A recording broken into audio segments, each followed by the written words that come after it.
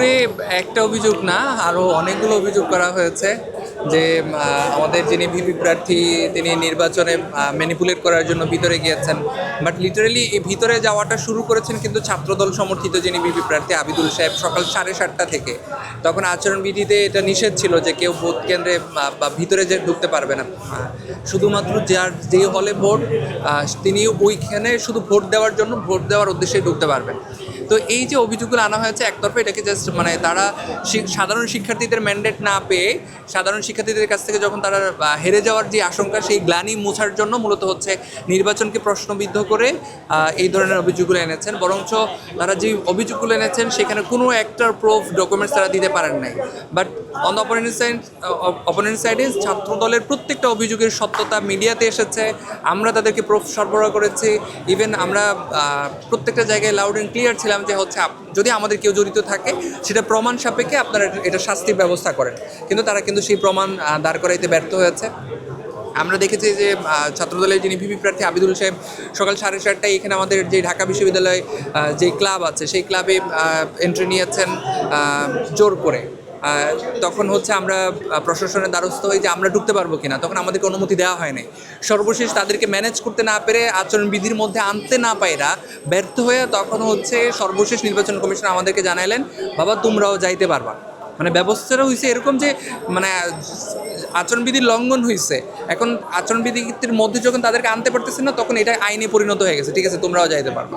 তো এই ধরনের সিচুয়েশনগুলো কিন্তু আমরা শুরু একেবারে সকাল থেকে দেখেছি।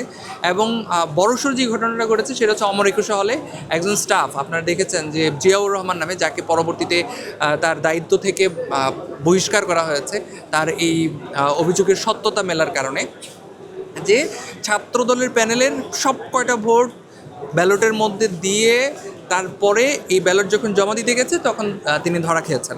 এই যে একটা মহামারী ঘটনা ঘটে গেছে, আমরা আদৌ জানি না যে আসলে কয়টা ব্যালট তিনি জমা দিয়েছেন একজন স্টাফ, যেহেতু উনি ব্যালটের দায়িত্বেই ছিলেন। এরকম অনেকগুলো আশঙ্কা যখন আসছে তখন এটাকে তাড়াহুড়ো করে ঢাকার জন্য কি করা যায়, তখন তারা একটা নাটক মঞ্চস্থ করলো। সেটা হচ্ছে যে রোকেয়া হলে তাদেরই একজন মেয়েকে দিয়ে একটা ব্যালট নিয়ে তিনি বুথে ঢুকেছেন, 1 মিনিট পরে এসে তারপরে বলতেছেন যে হচ্ছে এই ব্যালটে সাদিক এবং ফরাদের এখানে ক্রস দাগ দেয়া বা মানে ভোট দেয়া।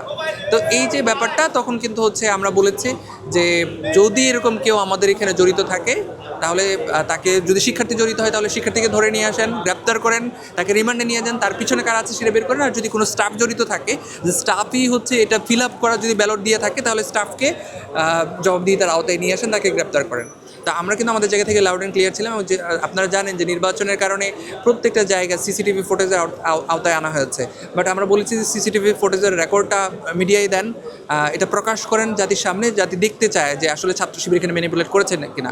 তারা কিন্তু আমাদেরকে এই জায়গায় কোনো স্পষ্ট উত্তর দিতে পারেননি, বললেন যে ফুটেজ পাওয়া যাচ্ছে না। এই যে মানে লুকোচুরি বা হচ্ছে একটা দলকে বাঁচানোর জন্য বা দলের কাছে অপারগতা প্রকাশ করা, এটা কিন্তু আমরা প্রশাসন থেকে দেখেছি। বরঞ্চ দেখেছি যে ছাত্রদল এখানে দারমের মতো সকাল থেকে আচরণ করে যাচ্ছে। ইভেন আপনারা জেনে থাকবেন যে এই যে ইউনিভার্সিটি লাইব্রেরি যে স্কুল, সেখানে সকাল 8টা থেকে ভোটকাস্টিং শুরু হয়েছে। সকল মিডিয়া এবং হচ্ছে ইন্ডিপেন্ডেন্ট যে অবজারভার আছে, মানবাধিকার কর্মী, তাদেরকে কিন্তু হচ্ছে মানে আগে থেকেই নোটিশ করে তাদেরকে রেজিস্টার করে তাদেরকে এখানে অনুমোদন দেওয়া হয়েছে যে তারা ভোট কেন্দ্রে ঢুকতে পারবে, ভোট কেন্দ্রের নিরপেক্ষতা নিশ্চিত করার জন্য। বাট ইউনিভার্সিটি ল্যাবরেটরিতে সকাল 10:30 পর্যন্ত ঢুকতে দেওয়া হয় নাই। তারপরে আমাদের প্যানেল থেকে আমাদের জিএস যিনি এস এম ফরাজ সহ আমরা গিয়ে অনেকটা জোর জবরদস্তি করে তাদেরকে রাজি করানো লাগছে যে হ্যাঁ মিডিয়া এবং ইন্ডিপেন্ডেন্ট অবজারভার যারা আছে তারা ঢুকতে পারবে। এই যে মানে কেন ঢুকতে দিল না, যে নিয়মের মধ্যে থাকার পরও ভিতরে কী হয়েছে আদৌ আমরা কিন্তু সেটা জানি না। এবং লিটারেলি বাস্তবতা হচ্ছে সেখানে ছাত্রদলের যেই পুলিং এজেন্ট ছিল 10 জনের মধ্যে 6 জন ছাত্র দলের।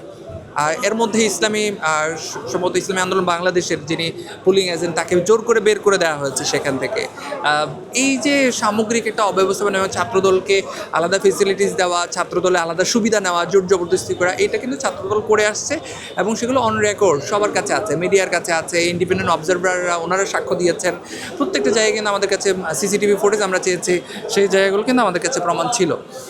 তো এই হচ্ছে অবস্থা। তো মূলত তাদের দোষগুলো ঢাকার জন্য এবং ছাত্রদের ম্যান্ডেট না পেয়ে, ছাত্রদের গ্রহণযোগ্যতা না পেয়ে হেরে যাওয়ার আশঙ্কা থেকেই তারা এই অভিযোগগুলো করে আসছেন বলেই আমাদের কাছে মনে হচ্ছে। লিটারালি এখনও পর্যন্ত আমরা বুকে মানে সাহস নিয়ে বলি, যদি আমাদের ব্যাপারে কোনো অভিযোগে আপনারা সত্যতা প্রমাণ করতে পারেন, আমরা শাস্তি মাথা পেতে মেনে নেব। এইটা এখনও পর্যন্ত আমি জানি না, যেহেতু আপনি তাৎক্ষণিক জেনে আমাকে প্রশ্নটা করেছেন। যদি বহিরাগত হয় তাহলে তাকে যে আইনের আওতায় যেই শাস্তি তাকে পেতে হয় সেই শাস্তি দিতে আমাদের জায়গা থেকে কোনো আপত্তি নেই। বাট আমাদের জানা মতে আমরা কাউকে এখনও পর্যন্ত এন্ট্রি নেইনি, বরং আমরা সকাল থেকে দেখেছি যে ওই যে একটা কি বলে লাইনের যিনি প্রবক্তা তারেক রহমান জানেন নাকি, নয়ন যিনি আমাদের যুব দলের নেতা, তিনি কিন্তু হচ্ছে সকাল থেকে চাংখারপুলে প্রায় কয়েক ট্রাক বাহির থেকে লোকজন জড়ো করে ক্যাম্পাসে হামলা দেওয়ার একটা আভাস সাধারণ শিক্ষার্থীদের মধ্যে একটা আতঙ্কের সৃষ্টি করেছে।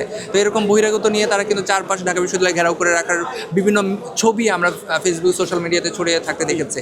বহিরাগত কিন্তু তারাই ক্যাম্পাসে এনেছে, বাট লিটারেলি যে অভিযোগটা আসছে সেটার সম্পর্কে আমার আইডিয়া নেই, আমার এখনো পর্যন্ত কোনো তথ্য প্রমাণ পাইনি।